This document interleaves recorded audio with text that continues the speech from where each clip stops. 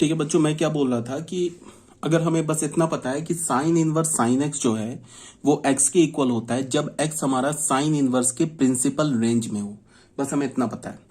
तो फिर अगर मुझसे पूछा जाए कि साइन इनवर्स साइन एक्स का वैल्यू बताओ when x lies between π/2 to 3π/2, तो क्या है हमारे पास, एक्स हमारा क्या है π/2 टू एक्स जो हमारा π/2 टू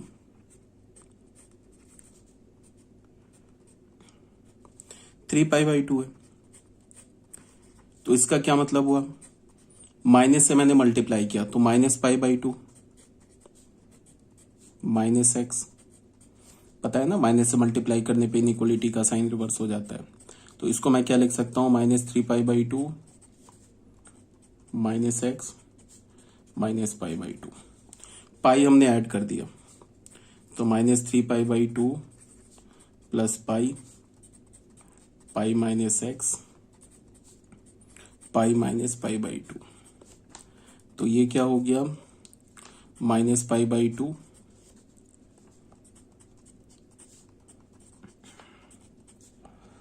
π/2।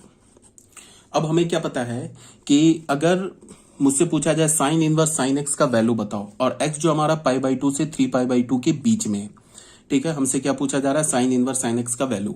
और हमें पता है कि sine inverse sine x x के इक्वल होता है कब, जब एक्स हमारा साइन इनवर्स के प्रिंसिपल रेंज में हो।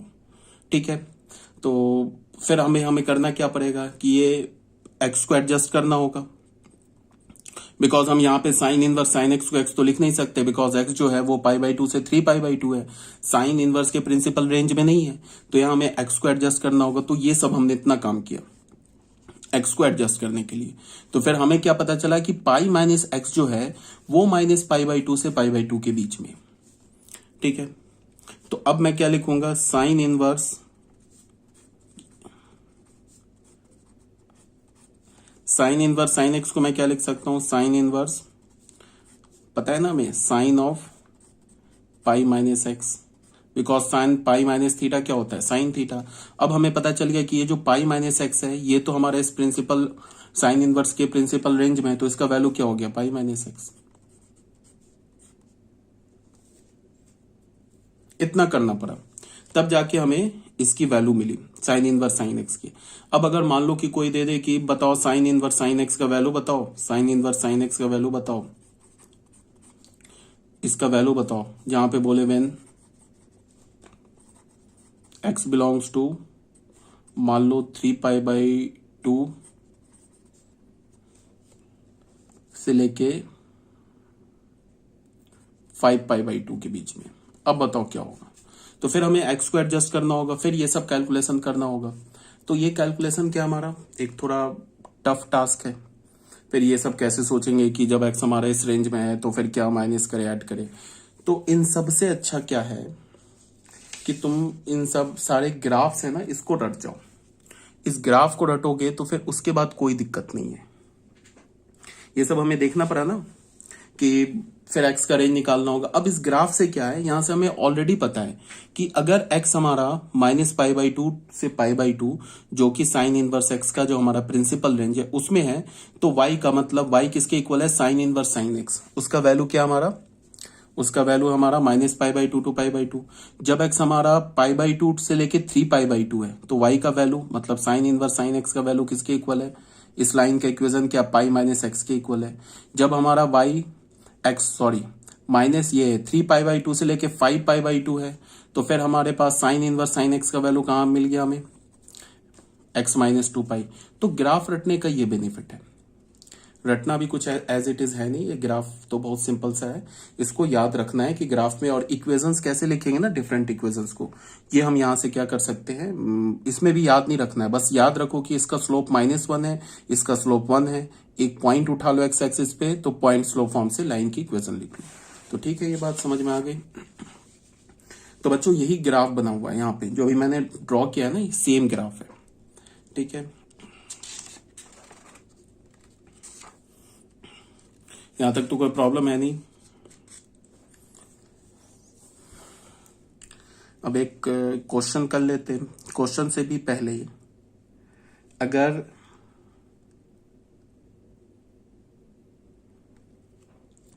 तुम इसको ऐसे देखो, ये ग्राफ का इक्वेशन दे रखा है यहाँ पे,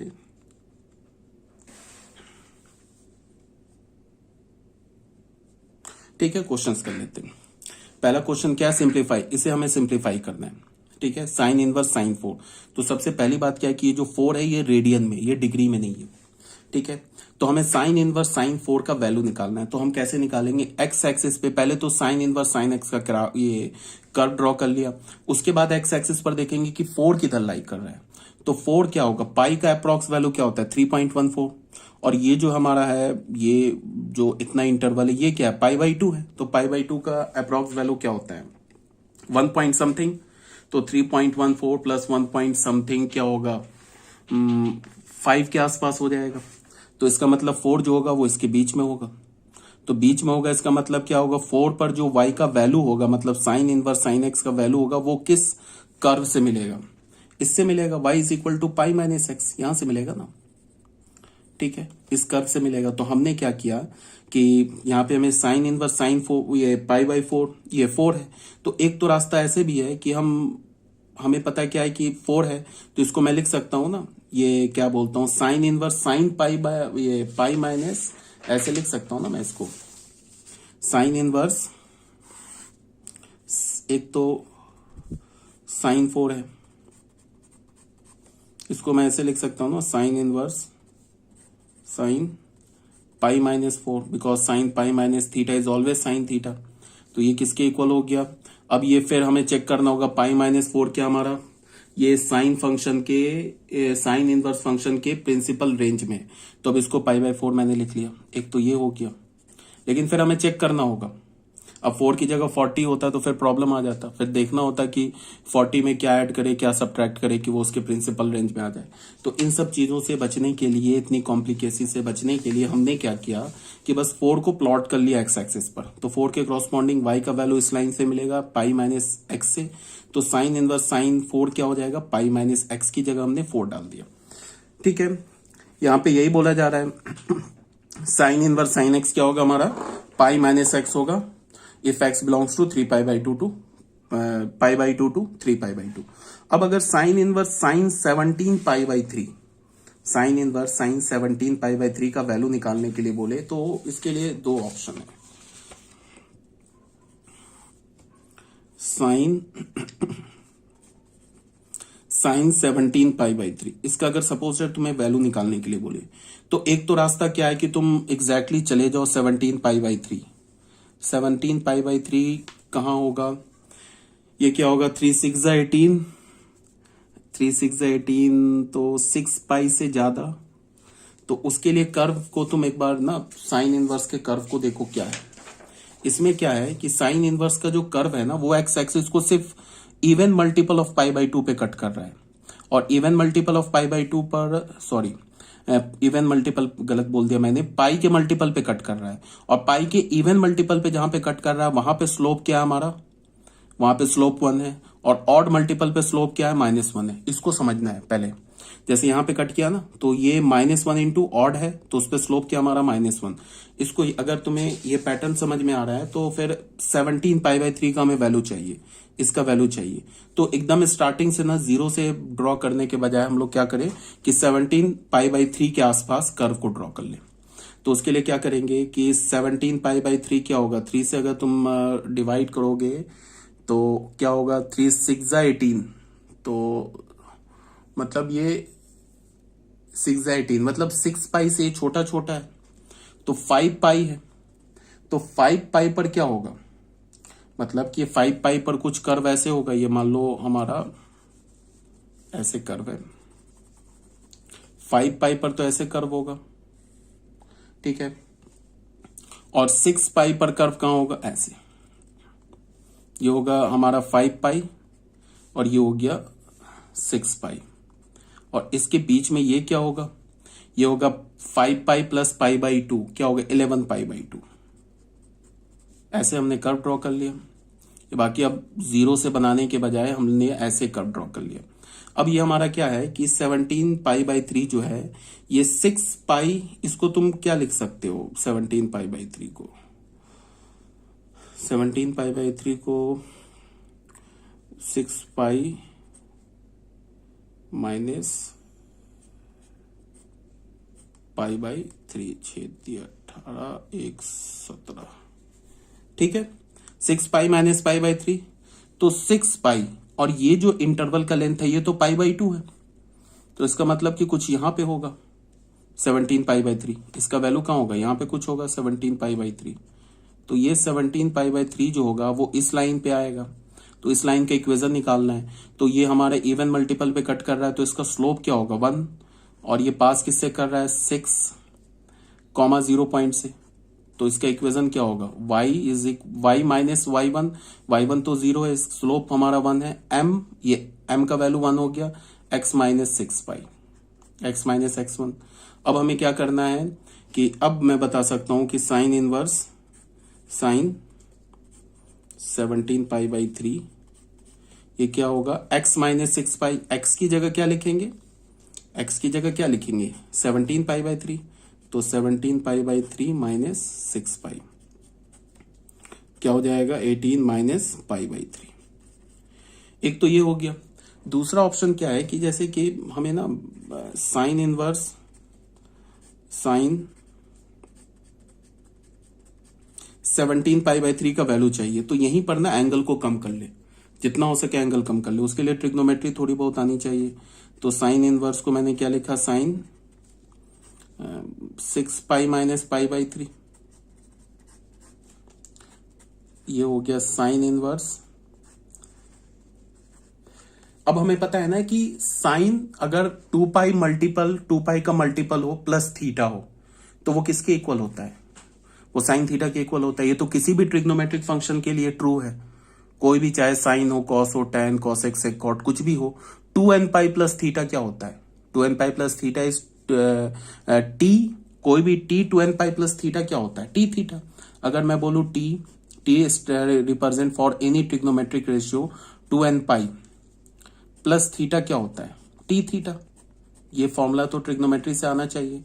तो यहां पे क्या हमारे पास साइन, ये तो 2n पाई का काम कर रहा है, थीटा का काम क्या कर रहा है माइनस पाई/3, ये ऐसे कर रहा है ना 3 इंटू 2 पाई, ये n का काम कर रहा है प्लस ऑफ माइनस पाई/3, तो ये थीटा का काम कर रहा है, तो ये क्या हो गया साइन इनवर्स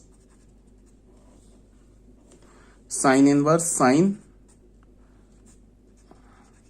माइनस पाई/3, ठीक है। इसको तुम ऐसे देख लो,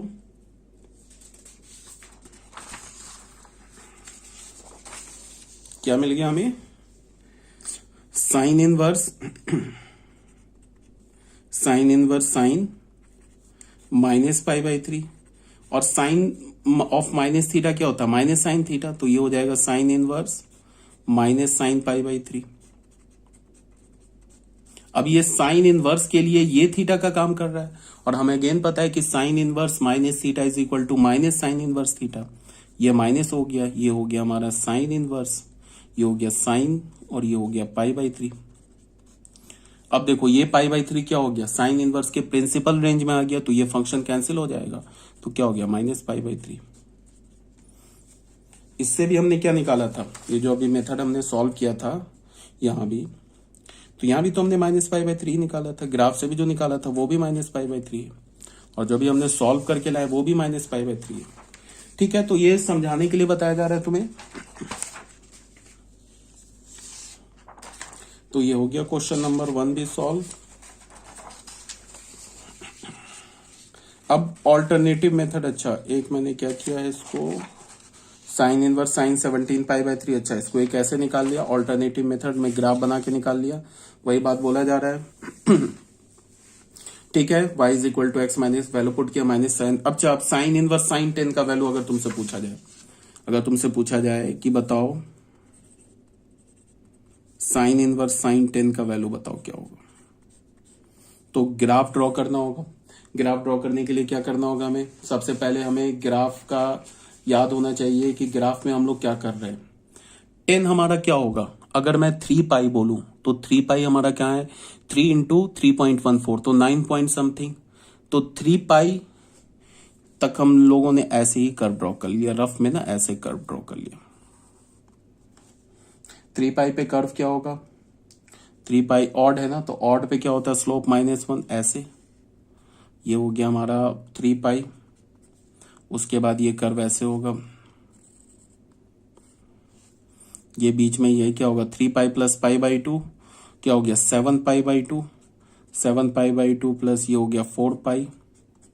ठीक है, अब 10 जो होगा वो क्या होगा, 3 पाई और 7 पाई बाई 2 के बीच में, बिकॉज ये तो 9 पॉइंट समथिंग है और ये क्या है 9 पॉइंट समथिंग में, ये इंटरवल क्या है 1.5 समथिंग, तो 10 से ग्रेटर है, तो 10 कहीं यहां होगा, इस पॉइंट पर होगा 10। ठीक है, तो 10 के क्रॉसपॉन्डिंग हमें कर्व कौन सा मिला, ये कर्व मिला।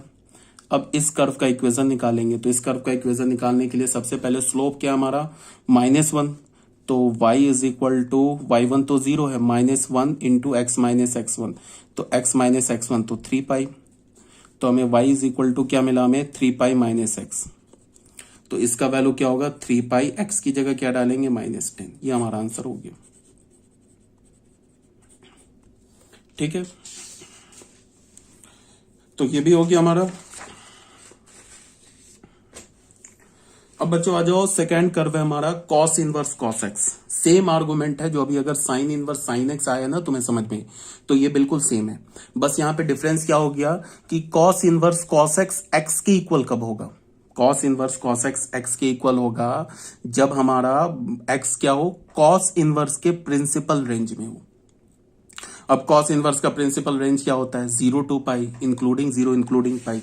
तो सबसे पहले ये जो हमारे पास फंक्शन है ना कॉस इनवर्स कॉस एक्स, इसका डोमेन क्या है, तो डोमेन वही होगा, यहां पे अगर हम एक्स का कोई भी वैल्यू डाले तो कॉस एक्स का वैल्यू -1 से 1 के बीच में होगा, जिसपे कॉस इनवर्स को कोई प्रॉब्लम नहीं है। तो डोमेन क्या हो गया हमारा, ऑल रियल नंबर। अब रेंज क्या होगा, रेंज जो कॉस इनवर्स का रेंज होगा, कॉस इनवर्स का रेंज क्या होता है 0 टू पाई, डोमेन क्या होता है कॉस इनवर्स का -1 टू 1, तो रेंज हो गया 0 टू पाई। अच्छा, अब पीरियड की बात करेंगे तो ये दोनों कॉस एक्स का पीरियड क्या होगा 2 पाई, तो इसका पीरियड क्या हो जाएगा, इस पूरे फंक्शन का पीरियड 2 पाई हो जाएगा। उसके बाद क्या है कि दोनों फंक्शन जो है कंटिन्यूअस फंक्शन है, तो कंटिन्यूअस फंक्शन है तो इसका क्या मतलब है कि ये भी एक कंटिन्यूअस फंक्शन होगा। तो हम अभी तक हमें क्या क्या पता चल गया कि ये जो फंक्शन है ये कंटिन्यूअस है। उसके बाद हमें क्या पता चला कि ये कंटिन्यूअस है। उसके बाद हमें पता चला है कि इसका डोमेन ऑल रियल नंबर है, रेंज हमारा 0 टू पाई और पीरियड है 2 पाई। अब आते हैं इसके कर्व में, y is equal to cos inverse cos x, इसका हमें कर्व ड्रॉ करना है। डोमेन हो गया फंक्शन का क्या, ऑल रियल नंबर। रेंज हो गया फंक्शन का क्या, 0 टू पाई। पीरियड क्या हो गया फंक्शन का, पीरियड की बात करेंगे तो वो 2 पाई। और क्या हो गया, ठीक है, उसके बाद क्या हमारा कंटिन्यूअस फंक्शन है। इतनी बात हमें पता चल गई। ठीक है, अब हमें क्या पता है कि रेंज है फंक्शन का 0 टू पाई, तो इसका मतलब कि जो हमारा कर्व होगा वो कुछ ऐसा होगा।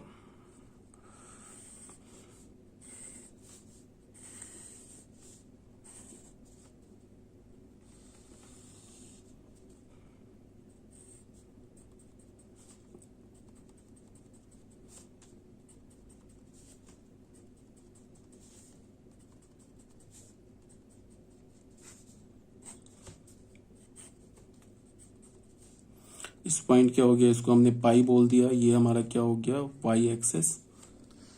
ठीक है, ये हमारा हो गया एक्स एक्सेस 0। अब हमें पता क्या है कि अगर x 0 से पाई के बीच में हो, इंक्लूडिंग 0 इंक्लूडिंग पाई, तो कॉस इनवर्स कॉस एक्स का वैल्यू क्या होगा, x के इक्वल होगा। कॉस इनवर्स कॉस एक्स का जो वैल्यू होगा वो x के इक्वल होगा। तो अगर सपोज दैट यहाँ पाई है तो कॉस इनवर्स इसका मतलब y is equal to x का लाइन बनेगा, तो ये y is equal to x का लाइन बन गया, बना दिया हमने। यहाँ पे क्या हो गया, ये पाई हो गया, ये क्या हो गया 0। ठीक है, अब 2 पाई के बाद भी कर्व ऐसा ही होगा। पाई के बाद फिर हमारा कर्व क्या होगा 2 पाई, तो 2 पाई क्या होगा, यहाँ पे 2 पाई। ठीक है। 2 पाई के बाद भी कर्व कैसा होगा, ऐसा ही होगा, बिकॉज इसका पीरियड क्या है 2 पाई, तो 2 पाई के बाद भी कर्व ऐसा ही होगा। और फंक्शन हमारा कंटिन्यूअस है तो इसको हम ज्वाइन कर देंगे ऐसे, ठीक है। उसके बाद अब देखो 0 से 2 पाई का हमें कर्व मिल गया, अब कोई दिक्कत ही नहीं है, बस इसी कर्व को बार बार रिपीट कर दो, ये ऐसे और ये ऐसे, फिर ये ऐसे, यहां पे ऐसे, ये हो गया 3 पाई, ये हो गया 4 पाई, ये हो गया -पाई, -2 पाई,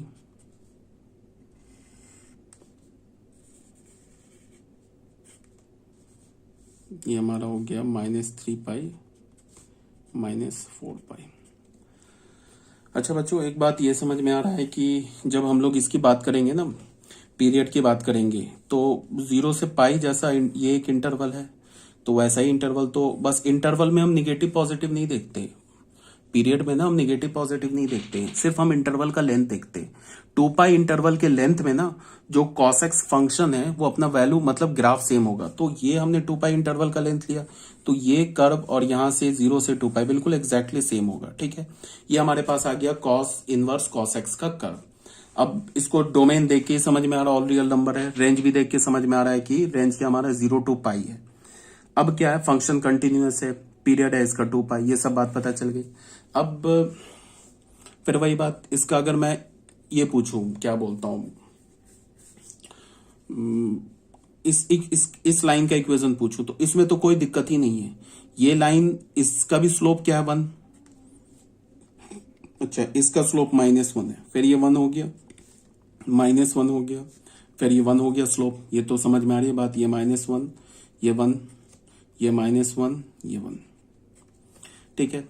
अब अगर मान लो कि इस लाइन का इक्वेशन, ये लाइन तो y = x में, इसमें तो कोई प्रॉब्लम ही नहीं। अब इस लाइन की बात करते हैं, इस लाइन में फिर हम क्या करेंगे, इसका हमें स्लोप पता है, इसका एक पॉइंट पता है 2 पाई, 0, तो y - y1, y1 तो हमेशा 0 है, = स्लोप x माइनस क्या होगा, ये x - 2 पाई, तो ये एक माइनस है तो क्या हो जाएगा 2 पाई - x, इसका कर्व आ गया। अब अगर हम इसके इक्वेशन की बात करेंगे तो स्लोप तो 1 है, तो y क्या होगा, अब यहाँ पे ये भी 2 पाई से पास कर रहा है, देखो ये भी 2 पाई से पास कर रहा है, तो इसके लिए हम 2 पाई पॉइंट उठाएंगे तो क्या होगा, स्लोप 1 है तो ये 1, और ये क्या होगा x - 2 पाई, ये इक्वेशन आ गया।